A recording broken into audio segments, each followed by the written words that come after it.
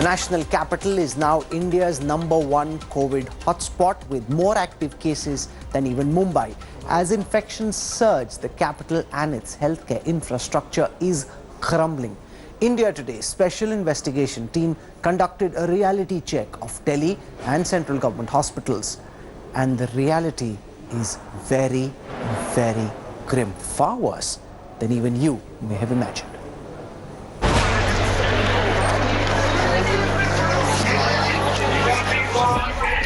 A view of the national capital's fight against COVID-19.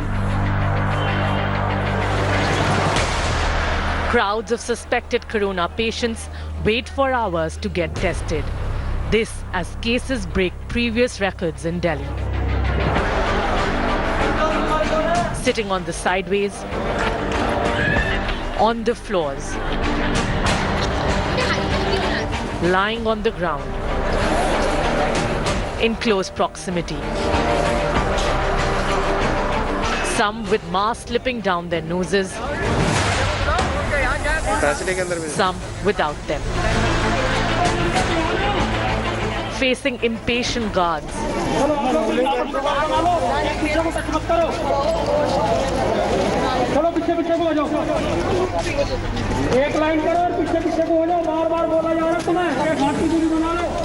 A grim situation at the hospitals run by central and Delhi governments and municipal authorities.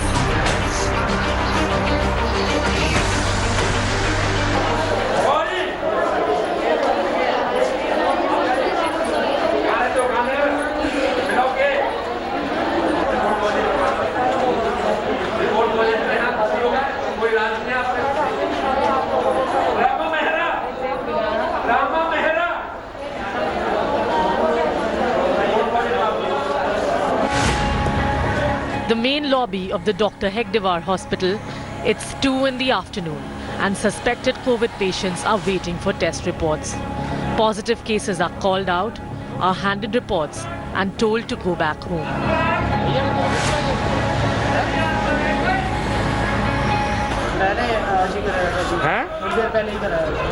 Report positive आ गई। कौन सा कराया था test? और ये ऐसे ही बांट रहे हैं सबको भीड़ में पॉजिटिव की रिपोर्ट हैं? क्या बोला इन्होंने? कह रहे पॉजिटिव है। और अब क्या हॉस्पिटल में भर्ती करेंगे? क्या कर रहे हैं? अभी बोला घर जाओ। पॉजिटिव है? पॉजिटिव है? हाँ। क्या रिपोर्ट क्या है? पॉजिटिव है? हाँ? पॉजिटिव रिपोर्ट आई है? पॉजिटिव रिपोर्ट आई है? पॉजिटिव है। That's how confirmed cases walk out through the crowds. Overwhelmed, the staff on duty feel helpless. आप ऐसे बांट रहे हो, लोग बैठे हैं, सोशल डिस्टेंसिंग के लिए कोई सोशल डिस्टेंसिंग नहीं है, कुछ नहीं है। और इससे और लोगों को हो जाएगा, नहीं होगा, और लोगों को भी हो जाएगा। The situation is no different at this hospital run by Delhi's municipal authorities. Long queues of suspected corona patients. It's so crowded, there's no room for social distancing. Mothers with newborns, pregnant women wait endlessly for testing.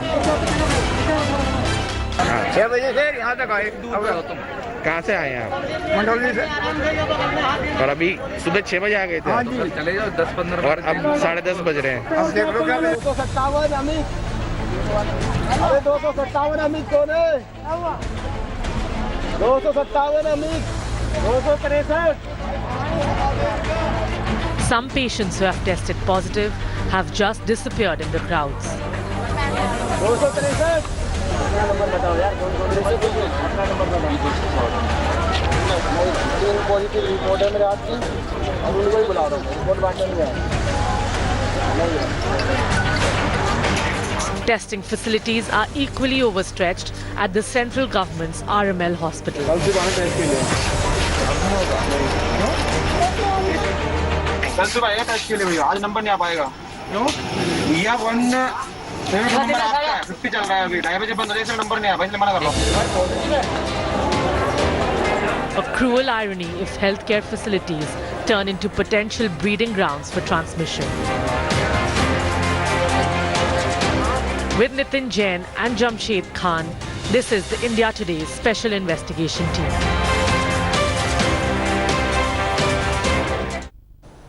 Shocking and very alarming. The last thing you want is to be stuck trying to either get a test or trying to find a bed in a hospital. And it's not just the poor and the deprived. Even those with resources and the means are finding it difficult to get admission or even get a test done or get a result expeditiously. The numbers are mounting on the corona. I want to take you through some key metrics.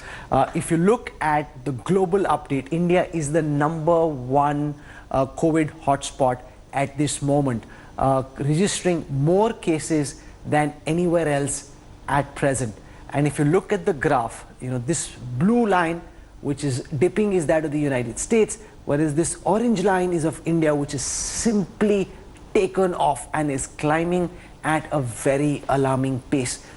If you were to compare across different states, this blue line is of Maharashtra, again heading straight through the roof, whereas in other states as well, if you come towards the end, I want producers to just zoom in so that you see, just 1 second, I'll pull that back.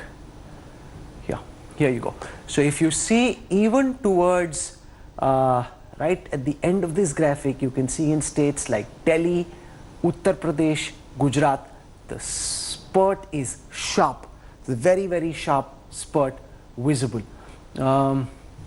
If we were to look at the daily number of cases, Maharashtra reporting the maximum number of cases, followed now by Uttar Pradesh, Chhattisgarh, Delhi, Madhya Pradesh. And when it comes to deaths, the number of deaths also are increasing. And this is leading to a very, very dangerous situation at the crematoriums. If hospitals are overrun, the situation at crematoriums is worse.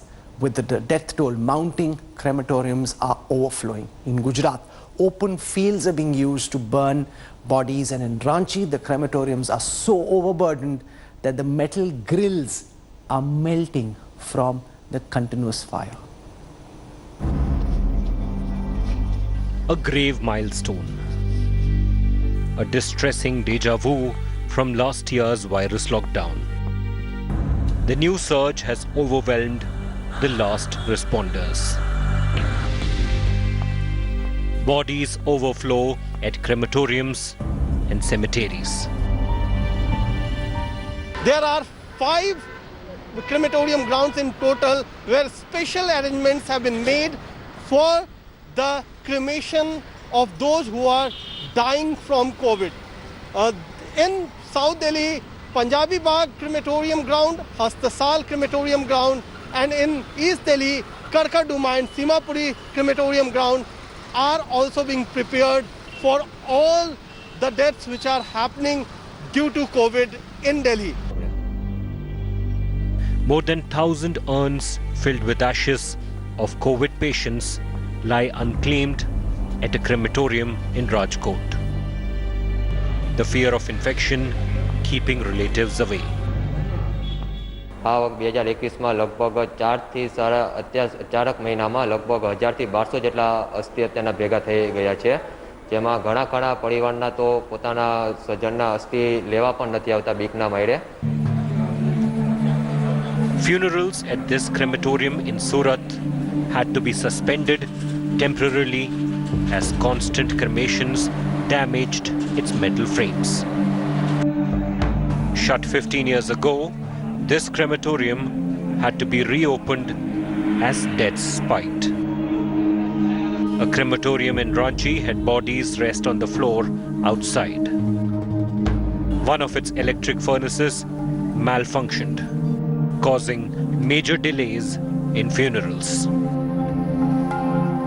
Machine जो है ना खराब हो चुका, तो number की बात नहीं है, इससे आता है उससे चलता है, लेकिन मशीन खराब हो जाने के कारण नहीं चलता. A crematorium in Lucknow is swarmed with bodies, but not all died from COVID. Relatives complain they lost their dear ones to other chronic conditions because healthcare facilities are overwhelmed. इलाज ही proper नहीं मिल पा रहा, doctor देख नहीं रहे हैं, आदमी waiting ही में इतनी देर, कोविड के चक्कर में आदमी ढंग से देख ही नहीं रहा, इस चक्कर में जिनके प्रॉब्लम नॉर्मल बीमारी उनको दिक्कत होती आ रही है। अरे भाई साहब कोई इलाज नहीं मिल रहा है। जब डॉक्टर के यहाँ जाइए तो पहले बात है 1-2 घंटा जो उसको तुरंत इलाज मिलना चाहिए, तो 2 घंटा पहले बाहर खड़े होकर पहले नाटक होता है। बड़ी मुझे रिक्वेस्ट करिए तो वही दूर से अपना देख दुख के अपना तब तक आदमी निकल ले। The pandemic has not only changed life, its surge has changed the way the dead are dealt with. Bureau Report, India Today. You know, this is a nightmare situation that's playing itself out. The question is, when and how does it end? Joining me on this broadcast to try and make sense of this, I want to introduce first Dr. Om Shrivastava, Director of the Department of Infectious Diseases at the Jaslok Hospital in Mumbai. Secretary, he's also part of the Maharashtra COVID-19 Task Force. With us is Dr. Shahid Jamil, one of India's top virologists. We've got Dr. Giridhar Babu. He heads epidemiology at the Public Health Foundation of India. And we've got Professor S.K. Serene. He's the director at the Institute of Liver and Biliary Sciences. He's been very closely involved with the fight against COVID in the national capital. So I want to go across first to Dr. Om Shrivastava, because it's in Mumbai that the situation is most alarming. The maximum number of cases in the country being reported from Maharashtra. What's your sense? Because as everybody watches these images play themselves out, they're all wondering, when will this nightmare end? This huge spurt that we're seeing in COVID cases, by when do you see those trend lines starting to regress? So thank you, Rahul, for having me on the show. That question is going to be, I'm not sure if anybody can answer that question with any degree of certainty. There are projections about when this is going to plateau, when this is going to start declining. That may happen anytime in the next about 4 to 6 weeks' time, or maybe a little bit longer. I don't know if anybody can answer that with any kind of certainty. Hopefully, it will decline very soon, and that the numbers will become more controllable. Numbers alone, I have to say that they are not just going to be responsible, or they're not going to be reflective of any one particular aspect.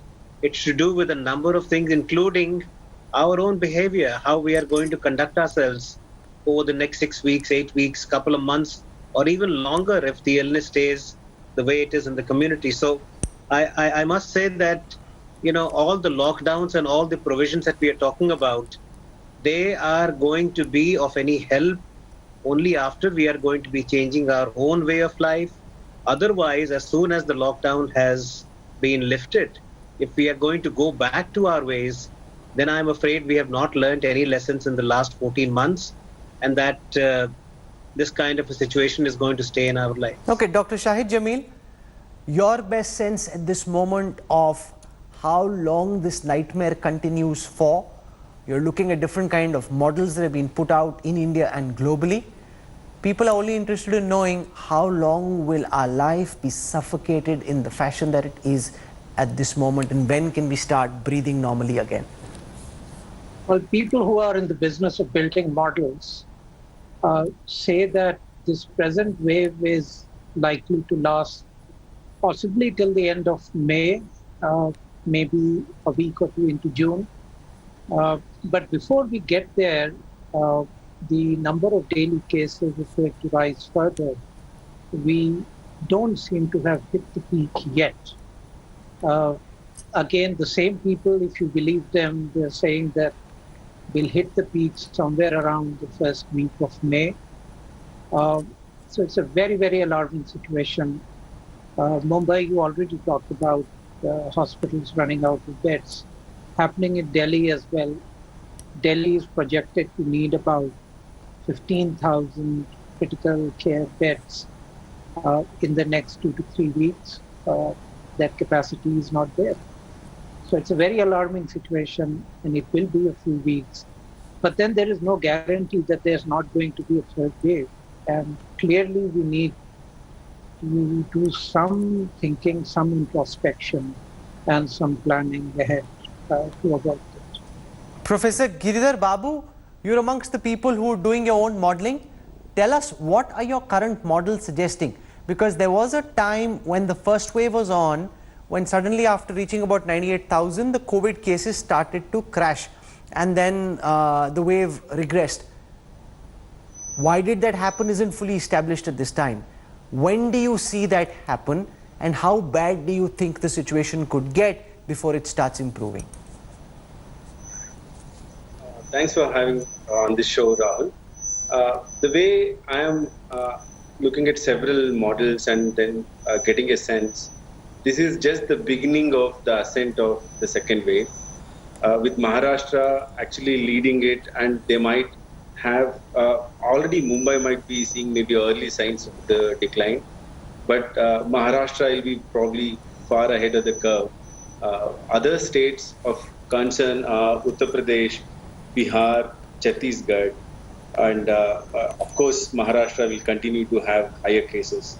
These states will have more than 100,000 cases. I'm giving you the most conservative estimates.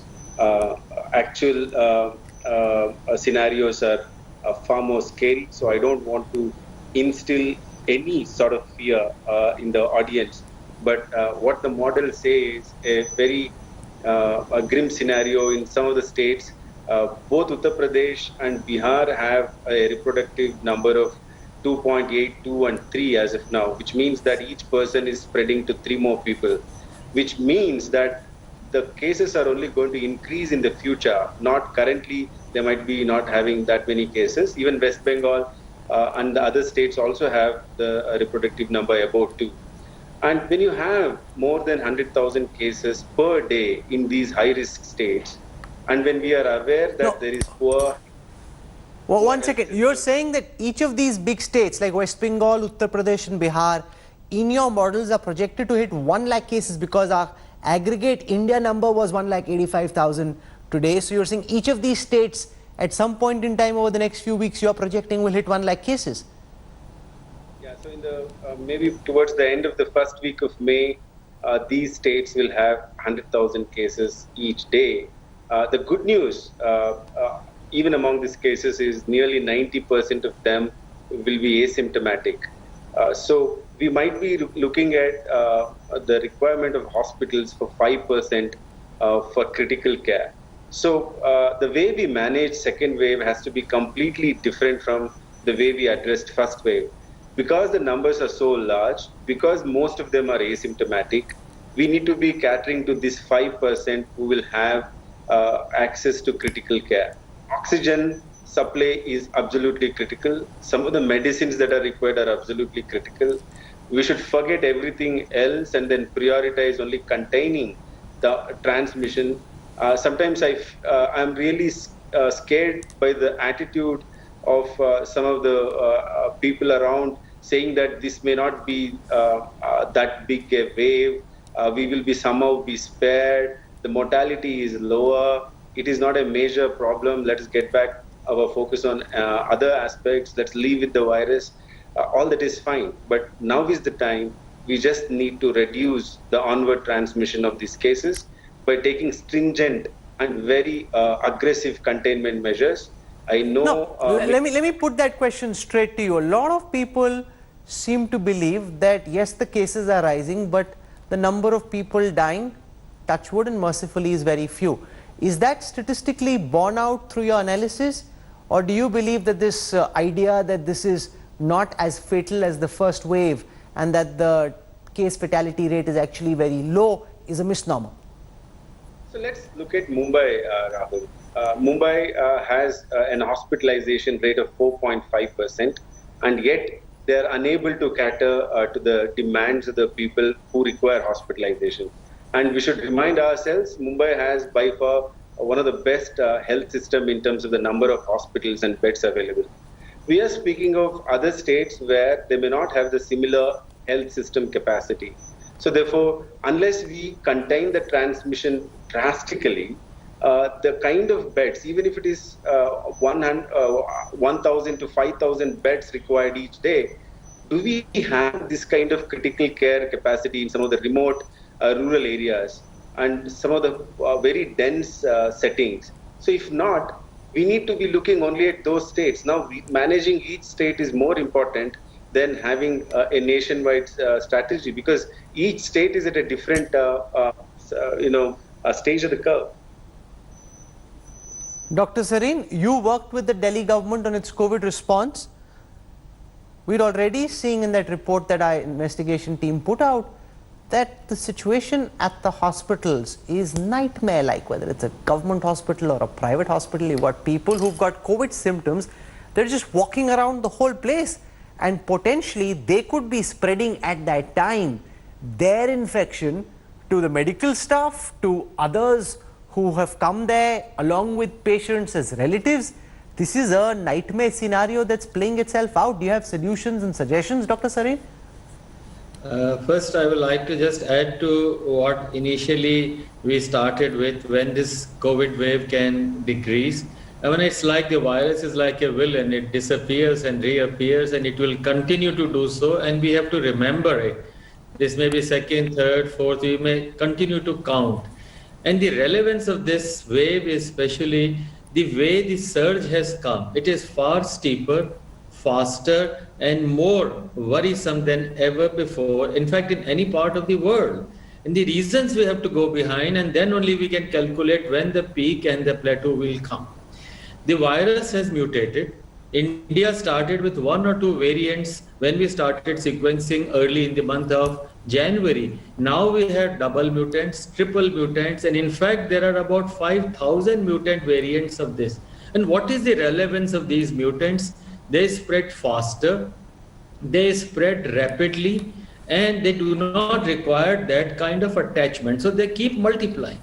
Second is, and this is very recent data, they will in fact leave away our herd immunity possibilities. Suppose you got antibodies to one virus in the past, you may get a second infection, you may get a third infection. So this will continue. The third part is we may have to improve upon our diagnostic kits. We are testing with the standard kits, but the mutant virus may require us to improve our diagnosis part. Let's look at the second part of this. The second part is Delhi is having like 13% positivity, somewhere in the south, maybe even 25% positivity. What does that mean? Let's say Delhi has 2 crore population. 13% positive means that 13% of the people may be positive. You're taking a random sample, so there could be at given time, Rahul, close to maybe 15 to 20 lakh people who are infected. And this may be true for UP, this may be true for any state in the country. So we need to be aware the positivity rate is something which worries. Now the case fatality. It was 1.1 in the past, first wave. It's already 1.3% and it is going up. So the fatality will come 2 to 3 weeks after the initial surge. And we are still on the crescendo.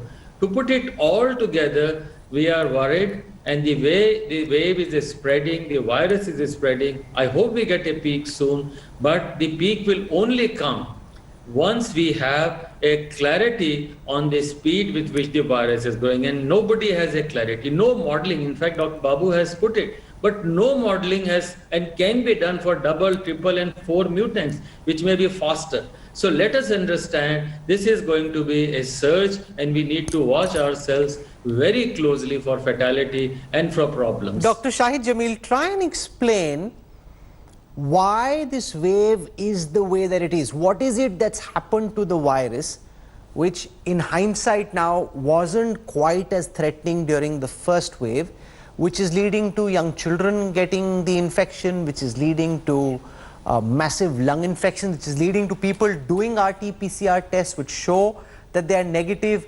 When they get a CT scan, there's fluid in their lungs.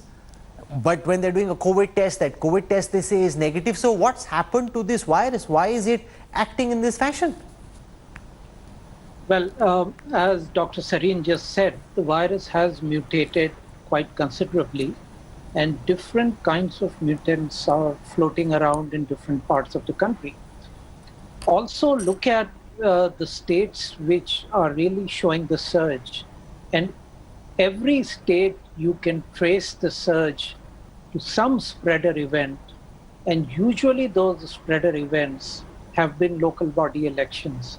You look at Gujarat, you look at Punjab. We are in the middle of elections in West Bengal. We have just gone through elections in 5 states. You have seen pictures of election rallies. The point but it is didn't happen that in Bihar. So, one second, what you're saying is correct. I'm equally alarmed, but when similar violations happened in Bihar last year, during the last election, there wasn't a big spurt immediately after that. And forget, even if you assume that they weren't testing properly, but even the hospitals and crematoriums weren't running out of capacity. Well, the virus hadn't mutated to a more infectious and more transmittable virus. If you look at Punjab today, 90% of sequences coming from Punjab are the UK variant, which was discovered in UK and shown to be 50% more infectious and more transmissible. The same thing is going to happen in Bengal. You just wait and watch for a few more weeks. The same thing is happening in Chhattisgarh, local body elections, all that happened. The point is that we give an opportunity for the virus to spread. Mutation is something that is natural to the virus. This mutation happens, you select viral variants that can evade immune responses just a little better. You mutate into viruses that can transmit just a little better, and that little bit translates into very big changes when you're looking at a large population level. Dr. So Giridhar Babu, if this virus mutation, the double mutation, the triple mutation, to what extent does it diminish the efficacy of vaccination? If somebody's had one dose, or even if they've had both doses, can they assume that they are protected against the virus? Because we've seen cases of reinfection, so clearly it's not 100% protection. It's supposed to be, as Adar Poonawala said, a bulletproof jacket. But how good is this bulletproof jacket? Can it stop the virus bullet? We haven't understood the bullet completely, nor are the vaccines, their efficacy against the prevalent strain variants, Rahul. Probably Dr. Shahid sir is the best person to explain. The higher the circulation, more will be the viral replication, because the virus is present in multiple people, and more the replication, more are the errors and more are the mutations. Few of them are going to be infectious, few of them are going to be immune escape variants. We simply do not know as of today what is the extent of these homegrown variants of concern compared to the ones which are imported. Now, why don't we know this? One second, we do enough genome sequencing, or at least we have the technology to be able to do this.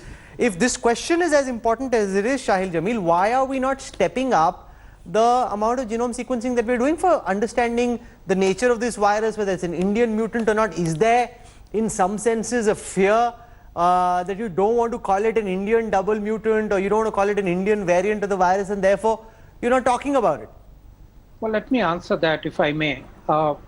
India has, since the Genome Consortium came together and started operating in the middle of February, India has sequenced upwards of 13,000 genomes.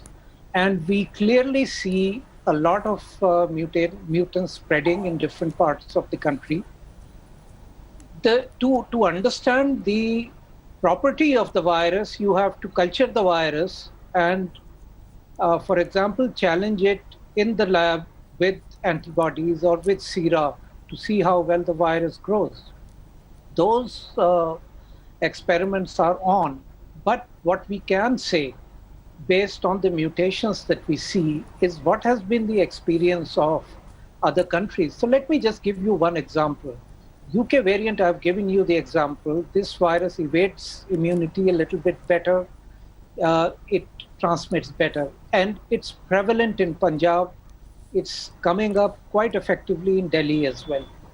There is another mutant which is called the E484K mutant, which is now a slight variation of that is now part of what I am not ashamed of calling the Indian variant. The double mutant which people are talking about is actually a variant that has 15 different mutations. It just happens that there are 2 critical mutations in the region of the spike protein. One of those mutations was found in California, and it led to increase in virus transmission in Southern California. So if it happened there, why wouldn't it happen in India? No, so once again, hold that thought and try and explain it to us in layman's language, because most of us didn't study virology. What is this desi mutant? You're calling this a desi Indian mutant. What is this desi mutant? How is it different from the UK strain or the South African strain that's been troubling us? And if it has a combination of 15 different parts of a virus, what specifically does that mean? If you compare this virus to the virus that came out of Wuhan, that's our reference strain. If you compare it to that, there are 15 different changes that also functionally change the virus in some way. 3 of those changes are in the spike protein, and this is the protein that is responsible for allowing the virus to get into cells. This is also the protein against which antibodies protect against viral infection. So when these changes happen, these changes lead to evasion of immune responses. These changes also allow the virus to get into cells a little better and therefore become more infectious. So this is what we are seeing. I mean, the other 12 so once again, hold that thought, Dr. Jamil. Does the Covaxin vaccine or the Covishield provide immunity against this desi mutant? Yes. So Covaxin has actually been tested against the UK variant, and it protects against the UK variant. What about Covishield? Covishield also. It protects. Now, no, but that's the UK variant. What about the desi variant you just spoke about? So the desi variant, we haven't really done those studies yet. They are ongoing. Who's supposed to do it? Well, INSACOG labs are doing it. When will we know the results? This is not something that can be done overnight. It takes time. No, how long will it be before we know the results? I think it will take about 3 to 4 weeks for the studies to complete. No, because from what I understood, Professor Seri, let me also say that immunity does not work based on one antibody binding to one little bit of the virus. Immunity works based on multiple antibodies binding to multiple sites on the virus. Immunity also works based on T cells, which remove viral infected cells. One of the misnomers that people have about infection, none of the vaccines that have been tested against infection. All vaccines provide protection from disease. Okay, so you may get infected, but after taking the vaccine, your probability of getting severe disease or dying of infection is far, far reduced. No, but that's the problem, because Professor Sareen, in the US, one of the reasons the graph is coming down in the way that it is because the US and the UK were able to step up their vaccination process, reach a vast mass of their population, so that they were able to build some kind of vaccine-induced herd immunity. In India, the rate at which we'll be able to vaccinate our population is so slow because of the sheer size of the population and the production constraints that it's going to take that many more months to be able to vaccinate the same percentage of the population. Well, I will try to simplify some of what the virologist, my friend Dr. Jamil, has said. You know, it's a Darwin's principle of survival of the fittest. Virus will mutate. The Indian strain is a hybrid of South African and Brazilian and UK variants in some way. So all the Indian mutants, and we have only found 1 or 2 which we call double mutant, there may be hundreds of them varying. The vaccine, Covishield, when it was tried, or the AstraZeneca vaccine, when it was tried in the South African variant, it was no better than water. So we are clear that some variants in India started with the South African variant somewhere in the month of March or so. So we may have a surge of South African variant where one vaccine may not work. The second part is this. One second, repeat what you said. Which vaccine do you think doesn't work against the South African variant? The vaccine with AstraZeneca. Doesn't work against the South African variant? The South African variant, it has not been found to be effective. Similarly, the Sputnik vaccine, which we hope to get, has been found to not to be effective in certain variants, 117 and other variants. And this is not to undermine the efficacy and need of vaccines. What I am trying to say, the virus mutation will cause 3 or 4 problems. It will be escaping the antibodies which the vaccine makes. So vaccine makes an antibody, virus has changed shape, the lock and key doesn't work and it doesn't neutralize. Second, the mutations can change the way our herd immunity will develop. Mutations, in fact, very, very recently have been shown that even the neutralizing plasma, the Delhi Plasma Bank at ILBS set up by the Delhi government, we have a huge benefit of this. But now, very recently, it has been shown will not be effective against all the variants. And therefore, there is a need for people who got infected in last 2 or 3 months to donate plasma because the new variants may require new type of plasma to neutralize them. What I'm trying to emphasize is that we need to understand and be worried about the type of mutants we have. We have to put all our efforts that the mutants do not spread. And to me, the best vaccine today is your mask. If everybody, 100% of the people have face up mask, the spread will decline. What is R3 or R4 reproduction number can only come down, and it dramatically will come down if we have a clarity that transmission has to be stopped. And our salvation is together. It's not salvation alone, it is salvation with all of us put together. Therefore, we need to be worried about the mutants. We need to understand it will undermine our capability to detect, capability to develop vaccine, capability to also get herd immunity.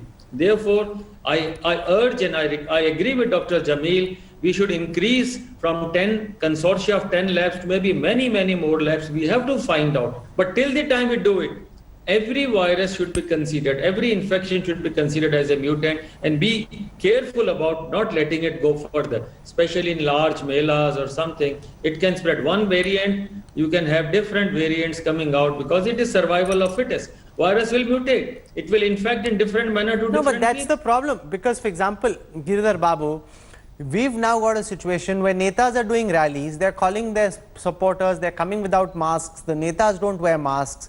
We're doing Shahi Snans at the Kumbh, where all the priests and all the devotees are going, they're taking the holy dip, somehow in the belief that the God will protect them or that the Gangaji will protect them. And each of these people will then be going back to whichever part of the country they came back from and potentially carrying the virus back with them. Yeah, Rahul, I'll answer this. But just before that, I think we need to understand 2 very important things regarding the second wave. One, vaccines are definitely helpful, but they'll be helpful in preventing deaths probably in the next wave. Their effect will kick in only after 2 doses, especially 2 weeks after that. So let it continue at the speed, even at a faster rate. The second, all the variants of concerns that we are worried about, these should be prevented, and that can be prevented only by reducing the ongoing circulation. So only when we reduce the number of cases, the emergence of newer variants will be reduced. So even for that, containment is very important. Answering your question, yes, it's absolutely important now that there should not be any conflicting signals between what the priority for the country is in terms of reducing the numbers, and we need role models. India did well because last year our role models inspired people to follow COVID appropriate behavior. What we need now is COVID appropriate governance, COVID appropriate management of integrating several aspects. The government has stated clearly all of government approach, but what we need is all of society approach with real role modeling to inspire people to change their behavior. But there was no election last time round, so it was easy for netas to preach from the pulpit, and there was no Kumbh happening, and it's easier to stand up and raise questions about the Tablighi Jamaat than it is to question priorities when it comes to a congregation like the Kumbh.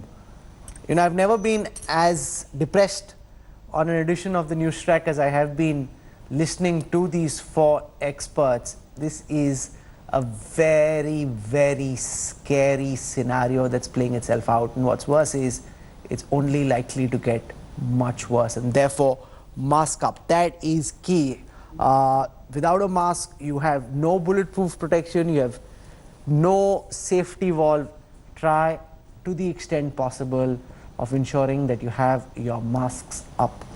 For the time being, Professor Sareen, Dr. Shahid Jamil, Dr. Giridhar Babu, and Om Srivastav for your very rich insights and valuable perspective. Thank you very much. I'm slipping into a break.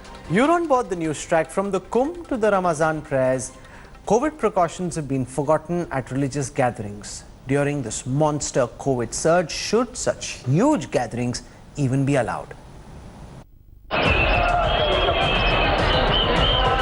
Amid monster COVID surge, reckless display of faith in pandemic.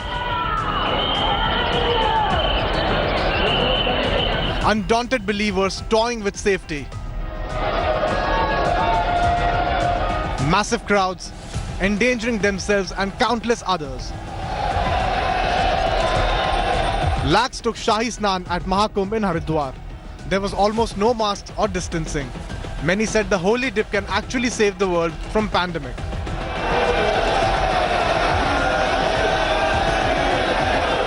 आज के कुंभ के महापर्व की डुबकी मैं पर्यावरण के रक्षण संवर्धन के लिए लगा रहा हूं। भारत की एकता, अखंडता, संप्रभुता के लिए, सामाजिक समरसता का ये पर्व है। आज की डुबकी कोरोना महामारी से मुक्ति के लिए भी है। Uttarakhand Chief Minister Tirath Singh Rawat made a controversial defense of the Mahakumbh, rubbishing its comparison to the Tablighi Jamaat Markaz, widely blamed for COVID spread last year. मरकज एक केवल हॉल के अंदर था। वो हॉल कितना बड़ा मैं दिल्ली में मैं जानता हूँ। मैं कह सकता हूँ कि उससे नापना तोलना ठीक नहीं है। वो एक केवल एक घर के अंदर सिमटे हुए थे और यहाँ तो फैला हुआ या खुले में, उससे तुलना नहीं करनी चाहिए। ये गलती होना ही नहीं चाहिए। Not just Mahakumbh, the faithful who thronged mosques on day one of Ramazan were also found throwing all COVID safety norms to the air. Most in the big crowds offering prayers in Hyderabad were seen without masks or social distancing.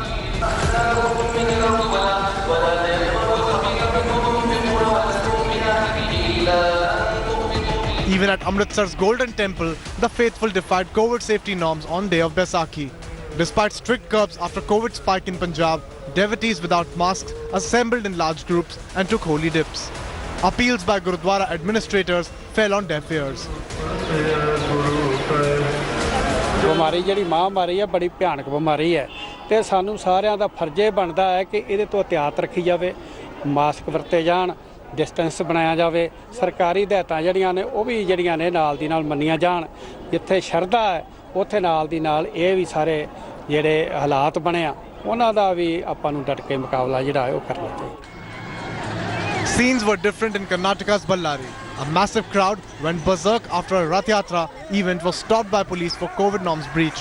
The police lathi charged unruly devotees who broke the barricades. Amid worrying scenes which can deal a devastating blow to India's COVID fight back, a big question to the faithful. Isn't saving lives of self and others the holiest duties that a believer can perform? Bureau Report, India Today. Stay safe, that's all I can say. To participate in any of these religious gatherings is just foolishness of the highest order. Stay back, protect yourself. Your gods won't protect you. The Gangaji won't protect you. The only way you can protect yourself is by staying away from everybody else and having your mask on. I don't even think one mask is good enough. Have a double mask on, one medical mask and another cloth mask, because that literally is the only way we can try and prevent the reproduction rate of this virus. Thank you for tuning in. It's been depressing viewing, but it's important because this is what's impacting our lives. See you tomorrow. Hello everyone, this is Rahul Kanwal here. Hope you enjoyed this video. For the latest news and analysis, like and subscribe the India Today YouTube channel and don't forget to press the bell icon to stay updated.